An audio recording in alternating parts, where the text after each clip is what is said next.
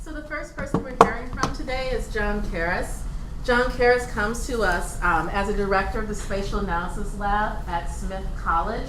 And he is here today, talking about one of our programs, which is the AIRLab program, which looks at not only the critical importance and impact of drones and the growth of drone programs and the drone use by sort of regular people, but also thinks about how we can learn more about things like drones by actually playing with them and touching them and talk, wow, right. So, yeah. He's got the stuff, I'm going to sit down. Okay, thanks, Marissa. See if we can get this to go. Okay, great. So I was preparing for 5 minutes, 10 minutes at the most, and then I learned I have 3 minutes. So I'm going to talk very fast, but I will try to convey to you the sense of this project, what it's all about, and why you should be interested. So first of all, the AIRLab stands for Aerial Innovation Robotics Laboratory. And here are my co-PIs as part of this project. And we also have the benefit of a diverse working group across the 5 colleges. These folks help us kind of frame the debate of what an air lab or a flying robotics laboratory should be, what it should consist of, how that should operate within the academy. And when most people think or hear the word drone, they think of this, right? This is a military drone, this is a predator drone. This is not entirely what our project is about. It's really about small UAVs or unmanned aircraft that our students and faculty can design, build, experiment with, tinker, and begin to engage the debate on how these are influencing our society. And they are not without controversy as well, right? We have the military kind of framework that's constantly over our heads that's been conflated with civilian drones, and we take that into account in our discussions and how we are proceeding forward. But this is our main focus. I hit the wrong button. Right? When you do stand in front of a group, you kind of check your brain at the door, right? I'm certain you've done that. So there we go. Okay, thank you, Jeffrey. Probably don't want me flying drones near you. Okay. So we began our project. The first phase of our project occurred this summer with that working group. We met 4 times, and one of the first things we had to do was define the vocabularies through a humanistic lens. How were we going to approach this project? And here's your DH Wordle, obligatory Wordle, that gives you an idea of what we are wrestling with in these conversations. We also developed and continue to develop a corpus, and this helps us identify the major themes of this project. Some of those themes are, who owns the sky?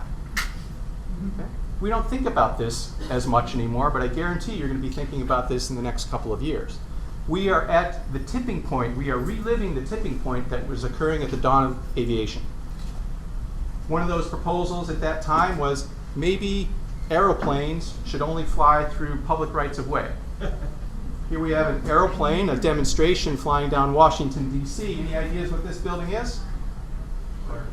The West Wing. Another theme is privacy and surveillance. Imagine this is your backyard. In fact, it's my backyard. And this shows up. Who's operating this? Do they have a right to be there? Are they surveilling me? What kind of sensors are on board? Is this autonomous? Is there a person connected to it? We don't know. It's a big part of our discussions. Obviously, you've probably heard that Google, Facebook, Amazon are getting into the drone business. This is the commercialization of our airspace. This guarantees we will be living with drones. This is a throwaway slide, but this is Martha Stewart's house and farm. Martha Stewart loves drones, so this is in the popular culture, the media. Again, we kind of have to give an eye towards this in our weekly summaries, or when we get gathered to meet, we can talk about some of the hilarious things that people are doing with drones. And Martha is part of our society, whether we like it or not. Do I have time to show this clip, do you think? Nope? Okay. There's a great clip here. Maybe we can show it later in the Q&A, but this is where the genesis of this project came. Last fall, myself and a group of Smith College students went down to New York City at this DART conference, and we spent a day hacking drones. And that's where this idea formed. Wow, we could do that in 5 colleges. I don't necessarily think it's good or bad. It can be used for good or bad. Well, it's a great clip. I'll share that later. Let me circle back to the AIRLab.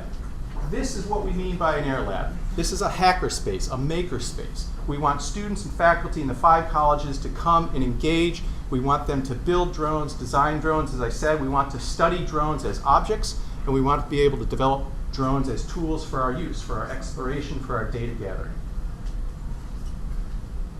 Another throwaway slide with my happy research students designing a fixed-wing drone.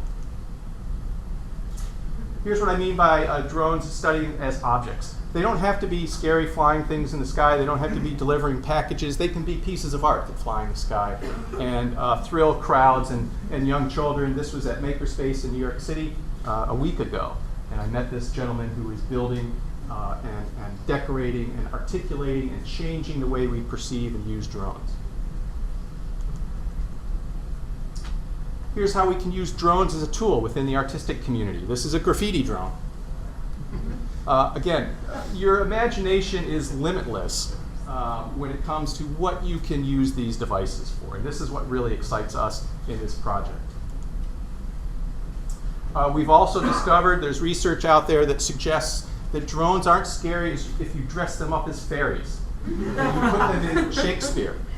Okay? They can be in theater, film, you name it. Drones can be friendly.